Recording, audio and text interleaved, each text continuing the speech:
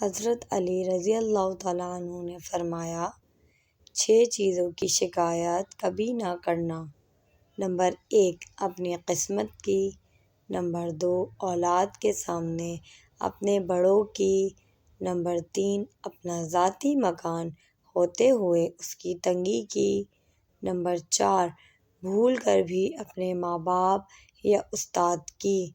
Number 5، غیر کے سامنے اپنے دوست کی۔